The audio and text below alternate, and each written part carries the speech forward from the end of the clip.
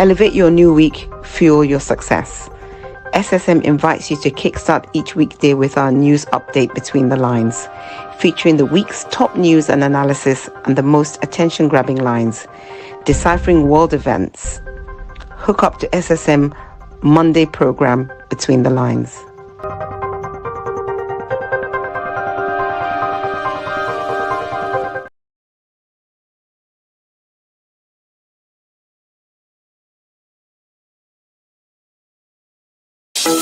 In a world where news flies around every minute, you need the ability to relate and connect with what matters and stay up to date. Schengen Story Media News Echoes program is Africans in Diaspora and at Home's leading English news network, one of the most trusted, respected sources for news updates on current affairs as they affect global Africa.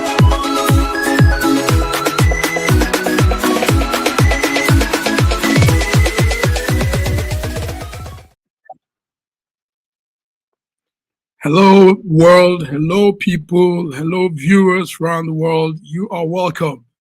Beautiful evening in Milan, Italy, and today the 26th of January 2026. My name is Mark Godwin Iwejo. I'm here in the SSM studio. Hopefully my colleagues will join, but you are welcome. It's a beautiful day. It's the news starter, Between the Lines. Between the Line is a lively conversation program we have here on SSM, news updates every Monday, and we're happy to be here again to start the news week. So joining me from London, UK is my colleague and brother, Dr. Yeah, let him come in. Dr. Femi, go ahead. Hello, Nigerians, hello, rest of the world. Here with you, with my friend and my brother, Mark. My name is Dr. Olufemi Obakarunwi, all the way from London. Yes, me and you will go head on. We'll lock head on the private chat because we both have same passion but different angles, you know. And I'm happy to see you. Yes, it's same passion. I mean, it's still that patriotic feeling we have towards our country. Well, you see, it comes from different viewpoints, you know. And the good thing is, in all of those things, we still have time to come together and look at things together. You're welcome, Dr. Femi. You're welcome. So a lot is happening, Dr. Femi, and it's another week. Let's start with the faraway event. You brought that notice to us, that very horrifying news from Minneapolis, United States, where people are now crying over a second deadly shooting. Dr. Femi, let's see a clip on this and we'll talk about it. They're doing too much, man, and they keep pushing people, you know?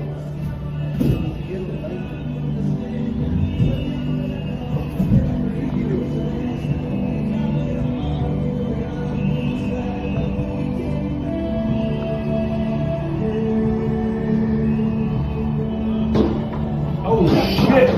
What the fuck?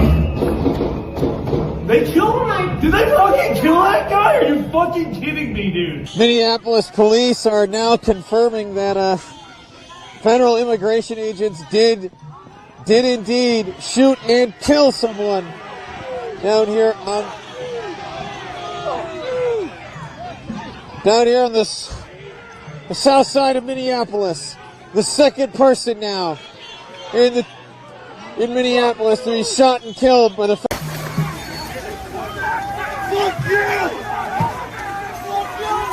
So, what we are seeing is a raw confrontation protest after killing that man. Dr. Femi, these are not very good pictures coming from the United States. While Trump is looking at taking other territory, his hometown, his land is in chaos. And these are his own officers. So Alex Pretty, that's the name, 37-year-old United citizen, was shot on Saturday during an incident with the ICE federal agent.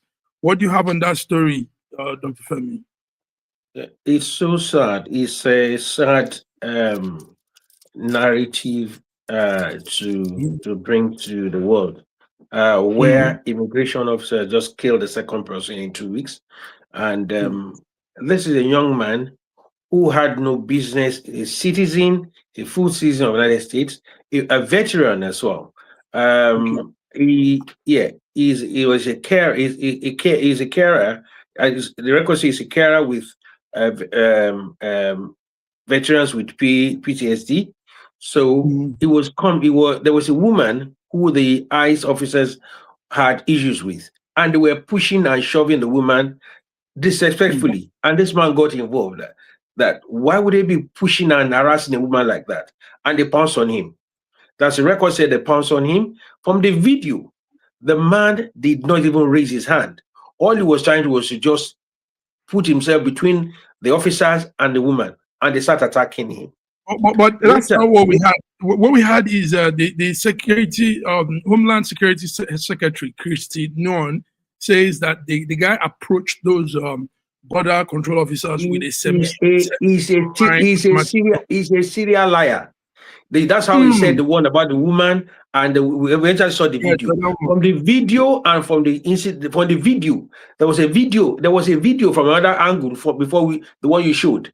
The man got in between. It got in between. And when they were harassing and were punching him on the floor, the information said he was shouting, "I have a gun on me," because he's a veteran, and he said, "I have a gun." Oh, what do you have? They were shouting, "What do you have on you?" In his rucksack, say, "I have a gun on me." So they took the rucksack off him when they were punching him on the ground. Hold tight there. Hold tight there. Our wonderful big brother, our great man, Sir George Chukwu. Sir George Chukwu is back with us. Let's bring Sir George Chukwu. Sir George Chukwu. Massive Mark and then Dr. Olufemi. I want to greet you guys. Yes, I'm back in Canada after a gruesome 3 weeks in Nigeria. So I'm here now. So Monday between the lines. Let's go. Good. Reggie, it's good to see you. So we know you were in Nigeria, so we're going to get some updates with you on that side. But when you came in, did you hear this story, this one we're talking about now? The young man, Alex Pretty, 37-year-old United citizen that was shot, making it the second time the federal agents, ICE, have killed people, have killed American citizens on this issue. What's your take on that? Did you get in the story? Yeah. I heard that story. It's something else. Yeah, it is really, because what we're seeing right now is the second federal, shooting. That's sparking outrage in Minneapolis, and the residents are reeling after federal immigration agents shot and killed Alex Pretty, a U.S. citizen, and ICU nurse for that matter, marking the second killing in the city within a month amid aggressive, what you call federal immigration enforcement operation. So what you're seeing is some of these ICE agents were not really trained. They are not military men. They are not police officers. They were hired, and some of the boundaries have been crossed already. And one of the major issues that you're having right now is that the government is not even willing to allow the proper investigative procedure to take place, because to them it doesn't really matter. And that's one of the frustrations that the citizens are having. A citizen would be killed by an ICE agent. He's not talking about killing one of those people that you guys are trying to arrest. So these people, they have their fundamental right to protest when they are not in agreement with what the government is doing. So now to come and kill this guy and possibly plant a gun on him and call it self-defense is what people are really, really all about. So we need to come to terms with Trump seeking peace outside of America. That within is chaos. Disintegration is taking place in the country. And this is something that needs to be looked into. And because of the authoritarian attitude that they're having there, this investigation might not even go the way it's supposed to. So that's what we're seeing right now. Okay. Wow. Thank you. Also, Femi was telling us some things, because we were following the news from some other outlets. And what Femi is saying is the secretary is not giving us the real facts. Femo, Dr. Femi, you said the Homeland Secretary, Security Secretary Christie, she said the man approached them with a gun, with a semi-automatic handgun, and reacted also violently when officers tried to disarm him.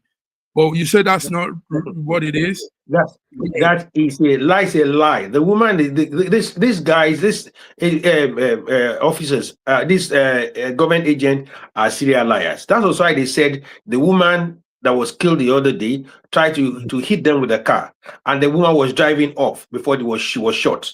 So everybody saw the video after, and there was no investigation like my brother said. There was no investigation to that. This one as well. There's no the video of this man getting in between the woman who was being harassed and hit by ICE officers. The man got in between them. The man did not even raise his hands. They were hitting him before you know he was on the floor. They were hitting him on the floor, and I think one of them just got behind, shot him. The other one moved. It's only they shot him alone. They shot him 5 times after he has been fatally shot first time. So they were shooting to kill.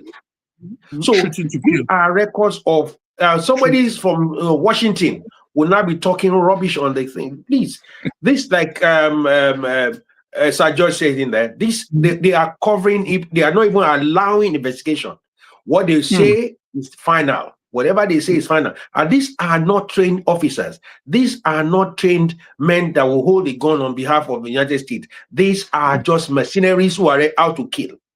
And what is going to happen with this is because we need to call these facts out. The man had a camera in his hand. He had a camera in one hand.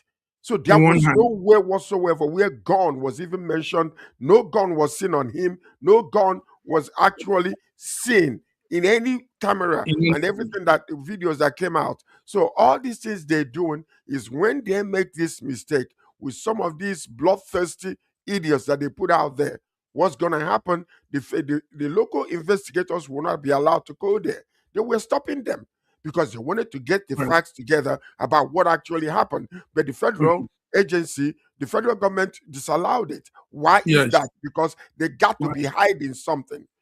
This is a blatant lie that they were telling about killing this young man. And the blood of this man will be upon their head. The blood of this man will be upon their head. Now, viewers, we're having viewers joining us. Let's bring them up to what we're doing, what we're saying. It is the horrifying story from Minneapolis, United States, where a second deadly shooting has occurred, and I mean, it's really sad. 37-year-old United citizen shot dead like that. Gentlemen, let's keep on that story. George, you give us more updates probably as the week goes on. Let's understand, because Trump is saying that, well, he doesn't play good, he says. And he says, you don't come to a protest ground with a loaded gun. That's what he's saying. That's what it is. Let me tell you something.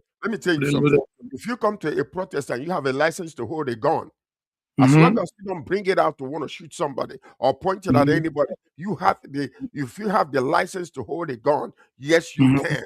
There is no law that prohibits that. But the point you are making is this. This man did not have any gun out because there are cameras that all he had was his camera, just videoing what was going on. And eventually he got in between the two people. And then when they pushed him down, there was no reason whatsoever to start shooting. Because when they push you down, what they're supposed to do is to arrest you. That's what exactly. Yeah, that's what the video shows. Why are you shooting somebody when he is already down? Yeah, when he's about already six people to one person. How can you say you cannot arrest 6 people? 6 people to arrest one person, or how to do shooting? I don't know how the network, the other handles we have will take it, but let's see the clip again. Just that spot, that moment. Let's see that again. And they're doing too much, man, and they keep pushing people, you know.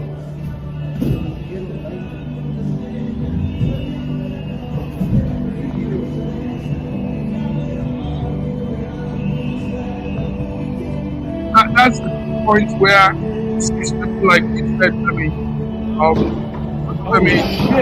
what the fuck? Fired. They killed my. Did they fucking kill?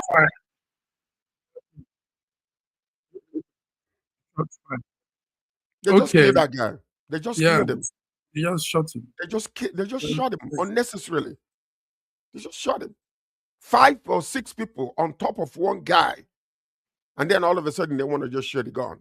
And I can guarantee you, if that gun was on that man, he didn't pull it out, number one. Number two, when they put that gun on that man, they need to check the fingerprints on that gun, unless they have already put his fingerprints there, and check the licensing of that gun, because that gun might be something they planted to say that it was by self-defense. They need to investigate that, but they will not allow that to happen. Watch and see how this case will end. They will not allow it. That is an authoritarian type of attitude. When you make a law and you say that it is not working, it's working against your own people, against your own citizens, you need to checkmate that law. And this is exactly what is happening. Killing innocent citizens because they're saying we don't like what you guys are doing. So tell me what's the difference between that kind of democracy and the Russian democracy? And you're the one. Exactly. Okay. Gentlemen, let's move on to so we'll put our eyes on that story, George. Be on the alert on that. Let's move to our country, Nigeria. Our President Bola Ahmed Tinubu embarked on a journey to Turkey today. They said both countries have some strategic discussions on finance, on communication, on trade, investment. Dr. Femi, is there some good things coming out of the Turkey journey visit? Do we expect some developments again, or is it that same rigmarolling and coming home and tell us? You asked a good question and you almost answered it with the normal rhetoric of an go ahead.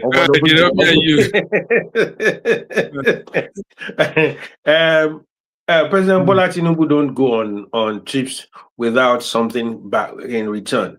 And when we talk about this, he had strategic reason for that, because immediately before he went on that trip, he appointed the ambassador for Turkey, who preceded him to go over there and perfect things as they come over there. And over the years, the bilateral relationship with some of these countries that are in the fringe of developed and developing nations has been something that is welcome. And you realize that a couple of Nigerians will always go there for medical tourism and all this stuff. These are areas that Nigeria will be thinking of bringing back home, where this expatriates and also bilateral agreement will be looked at in area of technology, area of health, and also business as well. So I'm looking forward to something possible from this, because from other trips before we've gotten that. Only recently, it was on Friday that Shell announced that they had $20 million investment from through these bilateral agreements and all this stuff from trips from the president. So I'm expecting something positive from that. Okay, thank you. Sorry for that small glitch. Yes, we have our viewers with us. Good numbers there. Georgie, when we have this kind of situation, tell us, what do you say? Well, you see, this is the reason why most of the time when we are choosing presidents or choosing a leader for a country, you have to look at their background. You have to look at what they specialize in, okay, before you even start thinking about it. Supporting such individuals. Number one, Bola Ahmed Tinubu is a businessman to begin with, and he's been doing well in business. So when we are talking about him visiting so many countries, creating MOUs and signing contracts with different countries, I mean, this is the way he sees growth in Nigeria economically. And we have seen already, like what Femi was saying, what actually came out of the Shell situation, which we're going to talk about, where they're investing already how many 11 billion, and then all of a sudden they're talking about 20 billion, and they're hailing him because of his outlook in governance when it comes to financial wisdom and investment, that this is the reason why they're doing it. So to us, I believe that it's about time for us to rejoice, because we know somebody who understands international diplomacy and how to be able to collaborate efficiently and effectively with other countries in order to actually increase our GDP. Not only that, but our economic and welfare stand around the world. So we're doing good when it comes to that. So let him go.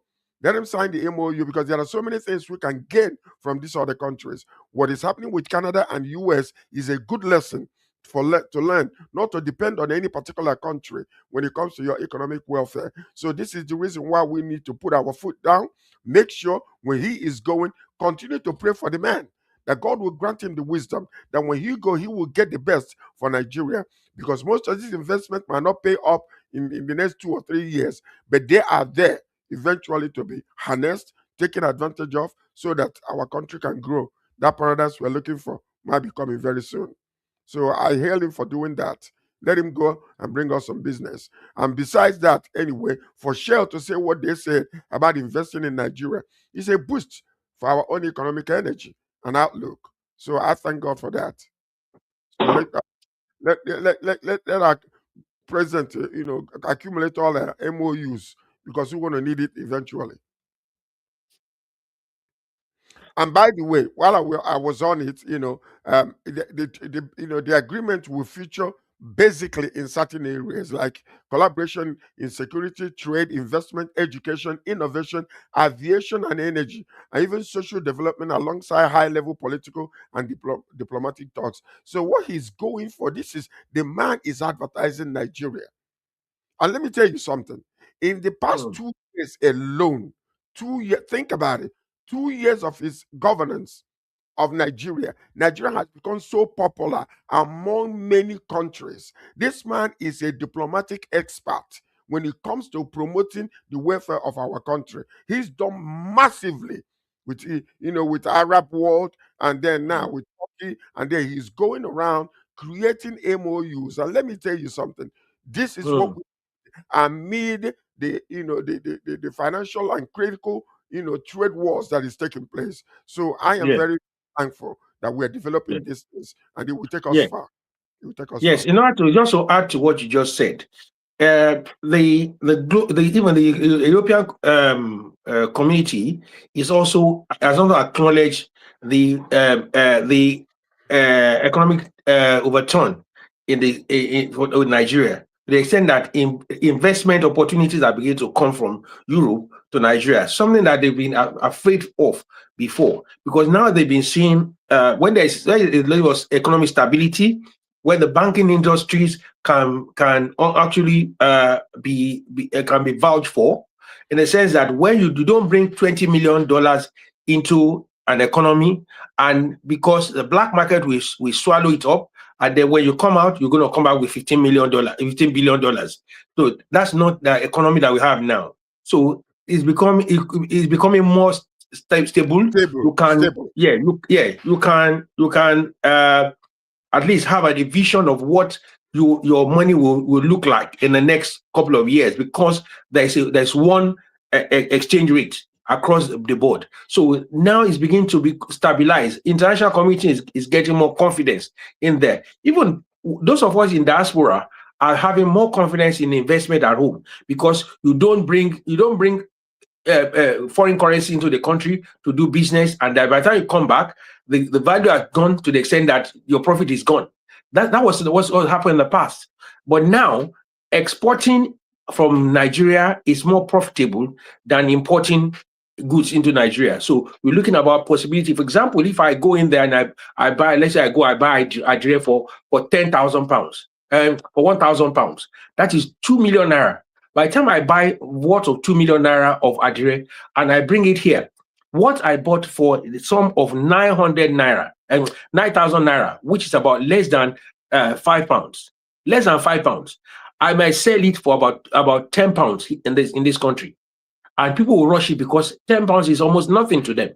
But the value that I will gain from that will encourage me to be an exporter. So it's more profitable to be an exporter in Nigeria now than be just an importer. So gradually we are beginning to balance trade, and that's what boosts economy.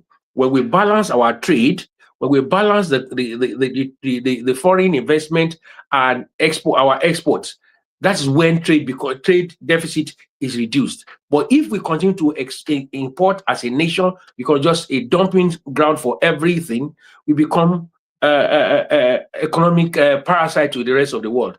And like I said to a group of young people I was talking to recently, and I said what China did to get out of their doldrums in the past was to make manufacturing cheaper in China than the rest of the world.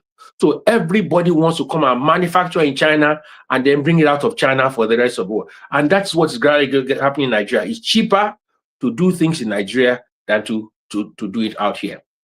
Well, the only thing I will add to that is this. One of the major setbacks of applying certain type of way of governance without actually checking before the kind of impact it will have. Right now, one of the major issues that we are having in Nigeria that I experienced personally is because now every product is priced according to the dollar that we're measuring by. And then it becomes impossible for honest people that are making just money to little money to even manage their own lives. Listen to this. Most of the wage increase to 70,000 naira is no longer applicable. It's only applicable with the civil servants. So think about it for a moment. If all the goods have increased in value, in prices, simply because they're trying to equate it with dollar, somebody who is working a month and earning 40,000 naira a month, how can they survive? Because you think about it, the gas prices have increased. We are equating our money now with dollars. These people are not able even to afford nothing, because when they want to go to work, they're going to take transportation. Because of the gas price increase, the people are charging more. And most of the food products now are all high simply because of that. So the people we are going to be looking at is for the way the government must look down again on their common people. They are suffering. They are suffering. And even this corruption, bribery, and all those type of things is still all over Nigeria. They find better ways of asking you to help them out. And you cannot blame them. What can 40,000 do for you? 40,000 naira a month do for you if you have 2 kids? How can you survive? Transportation alone have taken 75% of that if you're traveling to go to work back and forth. So these are things that the government needs to look into, because these policies are fantastic. But when you take something that is so good and apply it at the wrong time, it will bring around wrong effects. And that's the only problem that I have in application of these policies. Sometimes we need to gradually phase them in. As things are changing, you phase them in so that the people on the bottom are not going to be dying of kwashiorkor. And that's what you're seeing in a lot of local places today. Please, I agree with you. I'm sorry for what happened. Technology can be interesting sometimes. Everything just shut down here in the studio. But very impressive things you guys are saying, and you have some real good comments running up here. Bamidele Faboyade, I don't know. He said, "Nice one, guys. Very instructive." Also, we have those names are hard to pronounce there. Is that Oha? George, what do you see there? What's the name there? He said, "Can we talk about Farouk and Malami?" Also, we have more of that. This says, what is the content of the bilateral agreement between Turkey and Nigeria? So, gentlemen, viewers are with you, and they are following up with the story. So, but now in order to, if somebody's asking a question, the business and agreement, the trip will feature Nigeria-Turkey Business Forum and the signing of the multiple MOUs covering areas such as defense, which is very good, scientific research, media, technical cooperation, and diplomacy. So these are the things that they're going to be looking into specifically, and to see how we'll be able to collaborate with Turkey. Like you mentioned, Dr. Femi, a lot of Nigerians do travel to Turkey for what you call a medical procedures. Tourism. Yeah. Yes. Medical tourism. Exactly. So a lot of them are doing that. So when we create these things, it will enhance, it will help. Eventually, some of the things we can be manufacturing in Nigeria, we can bring from Turkey. So it's really a good one. It's really a good one. Yes. Thank you, guys. So that's information coming from the Information and Strategy Secretary Bayo Nonuga, that the president is in Turkey, and we hope some really good engagement will come out of that whole thing. So you've heard it, Ossi Bo Rimi 9484. George has given some talk on that. Gentlemen, let's take a small break, just a few minutes. Get a glass of water. We'll come back. We're talking about Shell investing $20 billion into Nigeria because of what they say Tinubu is doing. So that's Dr. Olufemi's jubilation there now. All right, so we'll come back, guys. We'll come back. See you on the other side. Thank you. Okay.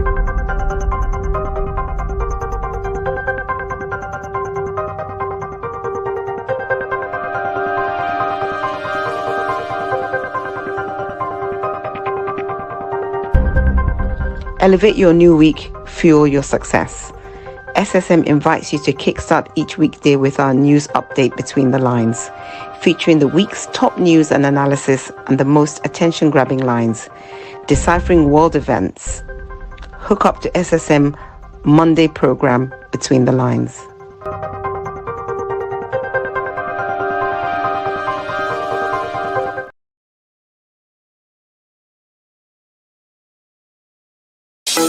In a world where news flies around every minute, you need the ability to relate and connect with what matters and stay up to date.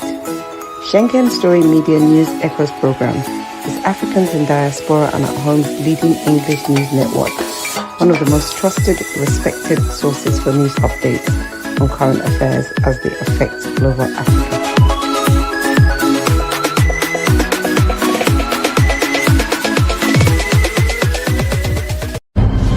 To know ADC, you see a handshake, a symbol that stands for belief, passion, ideas and creativity, service with integrity, confidence and commitment. We are the definition of democracy, your party, for you and by you. Every life is important, every right is respected. We promote friendship, cooperation and collaboration. We believe that when we work together, we make great things happen. With love and respect, we shake hands. Yes, we shake hands. Therefore, we say, ADC arise, ADC arise, ADNC arise and shine. This message is endorsed by ADC 7th Zone, ADC-DN.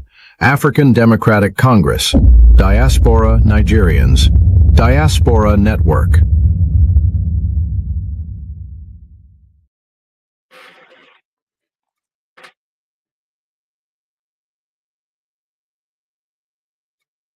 Dr. Femi, Sir George, I hope you guys are there. Yes. Yeah, we're here. It's time to talk about the beautiful. There's something Bola Ahmed Tinubu is doing that we are not seeing. Tell us, Dr. Femi, what's this good news? Shell investing $20 billion into our economy, and that means there's something we are not seeing. Tell us what. There is a saying that if you move closer to the elephant, you will not see the beauty and the size of the animal. All you see is ugliness and the harsh skin. And that's why a lot of people who will not want to see, who are either within or who are just fixated on the challenges of Nigeria or situation in Nigeria, don't see anything good in government or this government. People from outside are beginning to see the economy, like George said, people are beginning to see outside, and they begin to the investment opportunities that are bound in Nigeria. For Shell, who recently, a few governments ago, a few years ago, decided to pack up and leave. A part of they left some of their investment. They took some of their investment out of Nigeria and coming back full force with $20 billion investment. They are seeing something that a lot of people are not seeing, and the fact that a big organization like that wanting to invest in Nigeria, they are seeing the turnaround and the opportunities that are bound. They are not novice into investment in Nigeria. For them to want to come back and invest so much into the Nigerian economy is showing to be able to be attracted into that, for Nigeria to attract 20 billion of the funds from Shell shows that there's something going on there. And in all this, there are challenges. There's no way we can run it from that. There are challenges. But like I used to say, we are not where we want to be, but we are not where we used to be. Nice. You put that well. So George, Shell says they are coming to deepening and expand investment in Nigeria. We know Shell has been there all these years, but now they say they are going to go deeper, do more. Do you think this deepening and expanding their business in Nigeria, will it rub on the citizen? Because it will rub on the citizen eventually.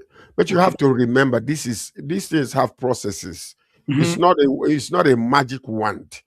You know, when it's just almost like it's akin to you going to the back of your house and sowing tomato seed, and waking up the following day, you want to go and pluck tomatoes out of the seed you planted yesterday.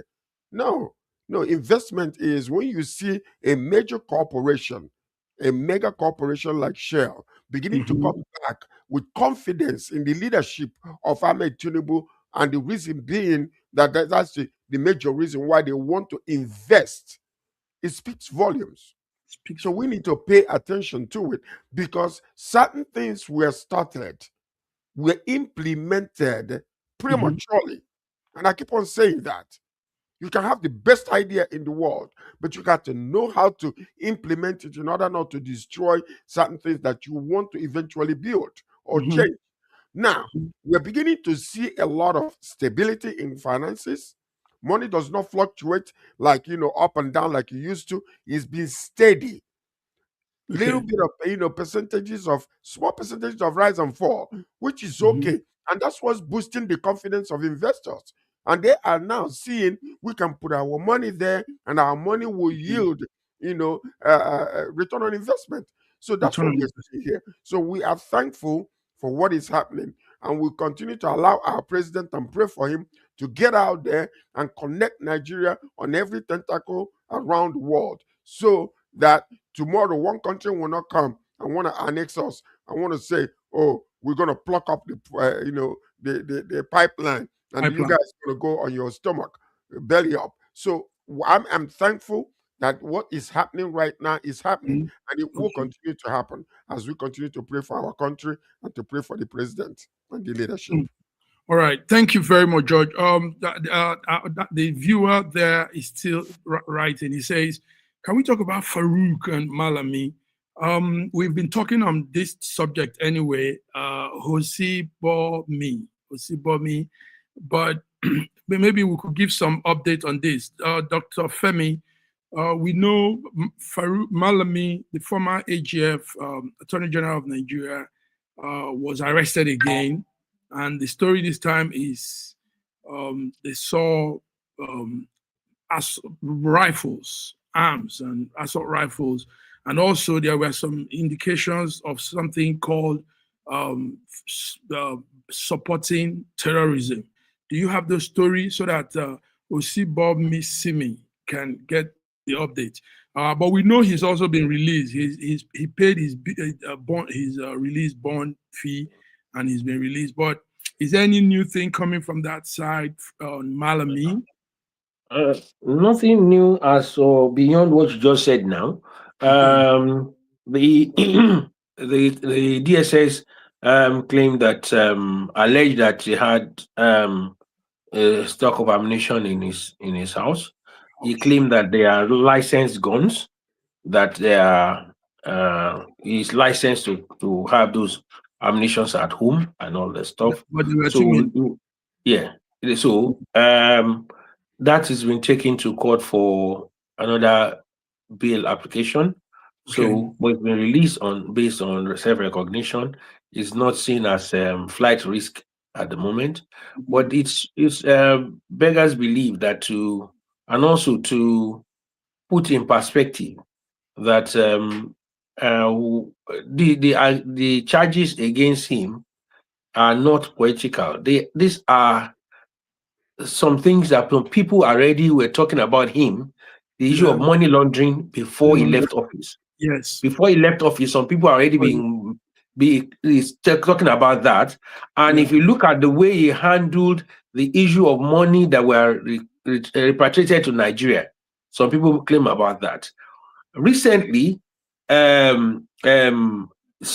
Mina came on and accused him that he was actually set up because the money he was retrieving was being stolen, and he was about to blow the whistle on them because the pension money that was stolen, he was retrieving them, and Malami and others were stealing the money. But because of that, they quickly set him up and that they roped him in. That was his claim. That's his claim. He actually came and also he said he had documentation to back that up, and that this is what he's seeing now was because now the money that were stolen then that he wants to blow whistle about that is being recovered now. So that is still story that is brewing. In the next couple of weeks, that will come or maybe eventually we will find Maina to be government witness in the case of Malami. But Georgie, on what Dr. Femi just said, still there are big signposts, posters, flyers running in Kebbi State, advertising Malami as the governor to be under the party ADC. So what this means is he feels, I mean, he's probably not being shaken by any of these allegations and all he's going through. He wants to be governor of the state. George, what do you say? Well, when you think about that, what about what's his name? The one that we were talking about, the former governor of in the central Nigeria. What's his name? The one that paid his the school fees with the government money. What's his name? What's it? Where is that? The one from governor of Kogi State. Kogi State. Yeah, Yaya Bello. Yaya Bello went through everything he went through. Where is Yaya Bello's case today? He's running to get into the what? To be a senator, where they're all the retirement, group. Since so now becomes forgiven. Yeah, okay. So when you see all of these things, it's the one that is zeroed in, and the unlucky ones that actually become what you call the scapegoat. This is something that has been happening. And this is something that we can never afford to ignore anymore. Yes. Because it's too much. Can you imagine just, blatantly in the face of everybody, the money that is being given for the state to prosper is individually pocketed and do, self-use. So we need to really crack down on this corruption. Because if you were with another party, what the only thing you need to do is to jump into APC and your case is ended. And that should never be the case anymore. All these hidden situations and all these closet situations and skeletons in the closet that all these leaders are being found, we need to, with the citizens, make sure that these cases, when they go to court, we follow that case and the news will actually follow all the way to the very end. Because what we're seeing right now is many of them, once the case blows off hot, 2 minutes later, it dies down. Nobody knows what's going on. And most of the day, they end that case through the back door. And it should never happen. And the young man talked about Farouk. We all know Farouk, the head of, I think he held a committee in the Senate, in the House of the Lawmakers' House. And he was indicted for some back-end bribery with Tedala. Dr. Femi, you remember those stories? Yeah. Farouk, in the House of Representatives, is one of the officers, national officers, National House of Representatives. The issue of $100 million that was the bribe thing from Tedala, who eventually brought out the matter in there. Now, I just want to pop something that Sir George mentioned, which is very vital. The issue of trial in court. The trials in court that goes all the way to the courts. Yeah, it is very important for us to note that judges are also involved in these trials. These are not executive trials. The work of the EFCC is to investigate and take the matters to court. Most of the time, these cases are thrown out of court either through incompetence or through when judges and lawyers connive, and then before you know it, the matters are thrown out. A good example of this matter. Excuse me. A good example of this matter was the former Abia State governor. What's his name? Senator Ojikalu. A good example of that. The lawyers messed the case up. It was a good case messed up by lawyers. And you cannot have two trials. You cannot have, it's called double jeopardy. You cannot have tried twice. So they messed it up.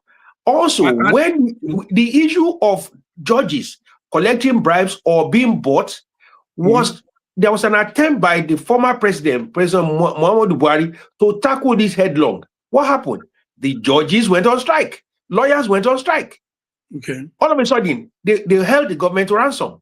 So when we talk about corruption in governance, we just don't look at the elected people in government. Judges are active in this. Lawyers are active in this. For example, Ezekome that was being tried here, there was this case of Ezekome. Ezekome will be the one backing up these corrupt judges, these politicians in court. He's the one that will be defending them in court, and we'll come out and talk about corruption in Nigeria. He'll be one defending them in court. One of our viewers, Bola Karowi. Wow, that sounds familiar. Bola Karowi, is the court effective in Nigeria? But that's a very good question, Bola Karowi, because truly, I'm with you, Dr. Femi, but on another side, our court has been jeopardized. Our court has lost some integrity. Watch this. You see, because corruption has gone beyond politics. Yeah, it starts, the head is politics, but it's gone beyond. The commentary that we are having now, argues that corruption in Nigeria extends beyond elected officials into regulatory and civil service institutions. Driving where oversight is weak and social tolerance shields abuse from consequences. So what we are seeing here is, let me tell you, I will have time to discuss what I experienced with NIN. I am telling you, they held me hostage for 10 solid days. 10 solid days. I was able to do nothing in Nigeria. They're waiting on these people. That is another situation that we have to, discuss, because what is happening is we're looking at elected officials. But let me say, corruption has gone to the minute fibers of our community. So, gentlemen, I'm sorry something that we need to really talk about. Because of our time, you can see that people yearn to know more, and you guys are opening up a lot of good insights on all of this topic. But let's wrap it up with there's this topic I want us to all head on with. It's this talk of godfatherism in Nigeria, because as at this morning, you all know what has happened. The Kano State Governor Abba Yusuf has officially announced his defection to APC. Now he's parting ways with his former boss, Kwankwanso.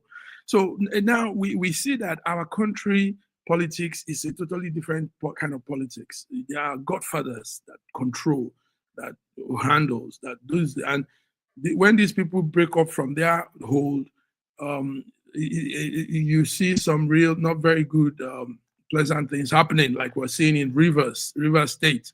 So, George, you are just coming in. Godfatherism, Kanu. Godfatherism has been ruining our politics in Nigeria, but it's graduating into inheritance, political inheritance from father to son. And this is what we're seeing all over the place. We see Ahmed Tinubu right now, his son is vying to be the next governor of Lagos State. That is not true. That is not true. That is not true. Excuse me. The news is out there. It is a rumor from the pit of hell. Can I say something to you? Can I say something to you? The man is coming from Nigeria. Hold on. There is no smoke. It is a rumor from the pit of hell. There is no smoke without fire. Let's be There is no smoke anywhere. No, let's be factual. Weekday is bringing his sons into politics, and a lot of them. So what we're seeing now is going from godfatherism to inheritance political system, and that's what's happening. It is very, very clear. It's mentioned the names of most of them that are nurturing their children into politics. Okay? Yeah, so whether we like it or not, if you want on Wednesday, let's discuss that in detail. I will give you names and I give you titles. There is nothing wrong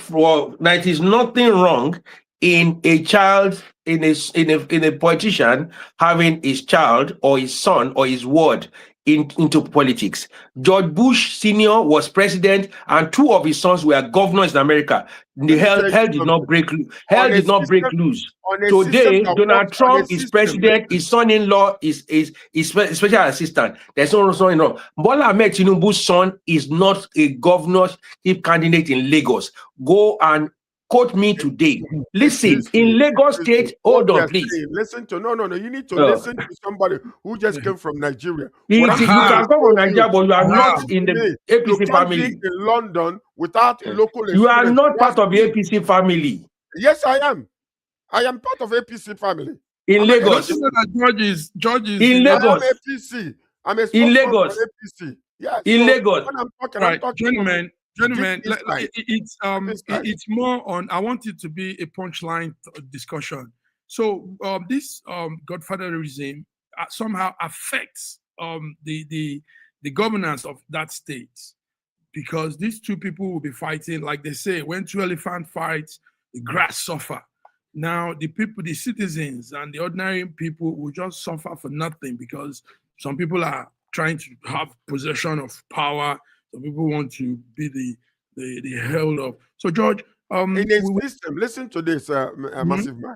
In a system that works efficiently because of checks and balances and accountability, those things doesn't matter. When you go to certain places, certain countries, their system works very well. But what we are looking in our own country is we are seeing a systematic move, whereby all of a sudden, it's no longer about meritorious election. It becomes, I can trust you, therefore get in and protect my interest. It's no longer because you can merit it, because we can trust you to protect my legacy, to let nobody come after me after I'm gone, or to check in my closet to see whether there are skeletons there. These are things we need to change in our country. We need to hold those in public office accountable for what they do. But because we laugh at them, we play with them, it's hot today, tomorrow it becomes cold, foul. Nobody talks about it anymore. That is the reason why we are looking at it. In a system that works efficiently, in a system that works, very, very well, it doesn't matter. I can nurture my son to be a politician if that's what he wants to do. But what we are seeing today, godfatherism have destroyed quite a few number of things in our country, and we will need to look into that. Look at what's happening in River State. The man that is partyless right now his job is going from one part of River State to another in order to make this man governance ungovernable. And we are laughing at it. I personally took pictures of this man's properties in River State. He hijacked a whole village to call it his own. I went to his store and I took pictures and videos because what he's doing is, I don't understand this. Who? You're talking of Wiki? Yes. I took my time. I was there for 10 days, hijacked by Nin, and therefore I took my time to investigate and see, why is this man not even comfortable yet? Why? How many beds are you going to sleep in? How many cars are you going to drive? These are the things we need to find out. Because the reason why politics is not working in Nigeria is simply because democracy is not effective and it's not efficient. It's not being applied the way it's supposed to. And that's the one major issue that we are having. Until we go and nip those things in the bud, we'll become like blind horses, running around the mountain, motion, no progress.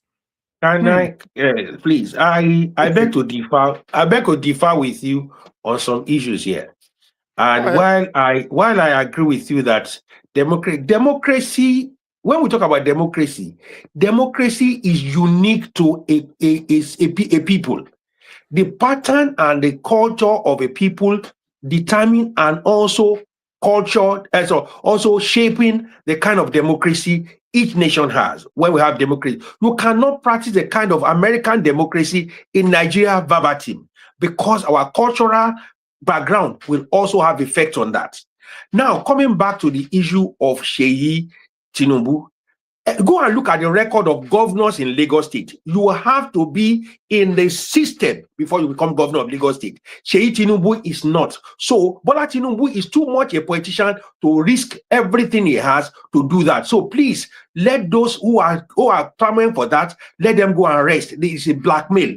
Let me tell you something. Every governor have served as commissioner or in the system before they become governor of Lagos State. Go and look at from Fashola to Ambode to Sanwo-Olu. They have been in the system over the years. So they must have their base before you have that. What the problem Governor of Rivers State has, and I see blaming for this, is this. How can you be governor for 2 years? You do not have a base. You do not have a people that you cannot walk through the House of Assembly and get in between them and begin to walk towards them, warm yourself towards them. All you do is go on the rostrum and start attacking them. You went to go and insult them by giving them 100,000 naira for Christmas. You don't do that. You warm up. It's politics. He's not playing politics. He is not a politician. And that's why Wike is going on like this. You are talking about Wike this, Wike that. The problem with Fubara is this. Fubara is not warming up to the member of the House of Assembly. All he's doing is undermining the legislative arm of the government, and everybody is shouting Wike. Wike is the arrowhead of that group. Go and look at the record of Rivers State. Wike actually begged people for Fubara to be governor. Now Fubara is undermining all those people that they begged. And you want Wike to go and sit down. Wike actually stood up to these people and said, let Fubara become governor. Now Fubara is undermining those he had begged. And you want Wike to sit back. It doesn't happen like that. Godfatherism is part of Nigerian politics. Look at what is happening in Kano State. The man is leaving NNPC. He has not insulted the governor and his godfather, and his godfather had not publicly assaulted him or insulted him, because the man himself, the governor himself, has a base in Kano State. He's not just somebody that picked from somewhere. He has a base in Kano. He has his followership amongst the people in NNPC, and he has his people even within his caucus of NNPP that he took along with him. Fubara did not even take anybody with him from PDP to APC. That shows the man is a floating paper. He is not a politician. And that's why Wike is beating me all about. So let us just say Wike with this, Wike that. Where is Fubara? 2 years, governor, 2 years, and you don't have a base. The man is a paper. Let me tell you. Let me tell you something you don't understand. You can talk like this because you're sitting on the outside. When you go into no, hold on, hold tight. When you go into the political pipeline, then you will understand how things work. Let me tell you something. When you have a giant like a Wike politically and collaborating with the president have not said much of anything. So when you have both of those people together against you, whether directly or against indirectly. him. Look, watch Against him. Pay attention. Now, This is let's an listen. executive governor. Let me finish. This is an executive governor. The president had the right to call Wike to order. That's the way he is interfering with the governance in that state, you should allow the man to breathe. The point is just the man, this guy is so self-centered. He's so, I mean, I don't know what. Talking like this. Gentlemen, my small. And find out why can somebody who is a governor of a state be interrupted by his, because, I put him there. So what about the electors? What about the people that are in the house of the arm of government, which is the executive? They're being influenced by Wike. They're being influenced by Wike. They're all afraid of him. What are you talking about? Have you not been listening? I was there. My last small comment on this is when will that day come in Nigeria where the citizen, the electorate, the voters will get what they want and not what a godfather has imposed on them? I mean, that's true democracy. That's real governance. Not always, because so far what we have is Obaseki fell out with Oshiomhole, but Obaseki had his base, has a foundation in Edo State. He fought Oshiomhole to stand still because he has a base. For the problem is Fubara. Fubara is the problem in Rivers State. All he need to do when he went on, when he was suspended, is to open his arms. The president gave him a lifeline. When he suspended the House of Assembly, so they could not be impeached. So when he had all those months, there was no way he could bring people on his side. That was what Obaseki did. Obaseki brought the people of the House of Assembly, took them to his side. What he did was to divide the base of Oshiomhole. That is what politics is all about. Fubara is a floating paper. He is not a politician. That is why he's all about the place. How can you be governor of a state, the executive governor of a state for 2 years, and you do not have a base? You don't have a base. Please, for goodness sake, executive governor for 2 years. He doesn't have a base. He doesn't. He doesn't. It's the corrupt system that was corrupted before he came in. It's a corrupted system. We need to note that several high-profile political godfather and protege relationship in Nigeria has collapsed, makes governance very hard. It makes governance hard. It makes things really, it brings bitter political rivalry. It doesn't help our democracy. So I know you can say all you want to say, Dr. Femi, but we want it's happening in America. It's happening in America when the house is divided. When you have when you have a divided house, the last government, the government was anti-Trump. Before you know it, they were all out for Trump until the house he got a majority in the house. What happened in Rivers State is that where are Fubara supporters in the 27-man House of Assembly? Where are only 4? He was governing with 4 people. Is that not criminal? Is that not criminal? Governor governing with 4, passing law with 4 members House of Assembly. Because of the transgressions of Wike. Oh goodness, Wike. So Fubara is a saint. Fubara is a saint. Gentlemen, it's beautiful. George, we're happy to see you back. Welcome, my brother. It's good to have you back. Yes. So many things to talk about, but we need to follow the time. So we'll come on Wednesday, guys. I hope you'll be able to make it. Wednesday, let's talk more. George, you tell us what is happening with the news. Dr. Femi doesn't want to agree to that, but there is the news of coup. The coup has been reported that yes, there was a coup. By one newspaper. No. All social media handles are saying it. Which social media handle? All non-conventional media houses are saying it. Non-conventional. Take note. No, you know what? So, like I said before, there is no smoke without fire, but there is a reason why. Because American intelligence was the one that actually was, bringing this up to a degree. We don't want to fund that thing. If we don't want to fan it, we can allow it to die without, without any trouble in the water. But if was there a planned coup? Yes, there was, but it was foiled at the root of it, and that's why it's like this. And we thank God for that. We thank God for that. Thank you, guys. Dr. Femi, thank you. The fight continues in the group chat, Head on with ourselves with those comments we make. Viewers, you need to join the group chat and see us go head on, Everybody here has some real strong opinion to put out. Well, we thank you for coming. Between the Lines, 26th of January, and George is back from Nigeria, so he will be on with us. And Dr. Femi Oba Karunwi is also here.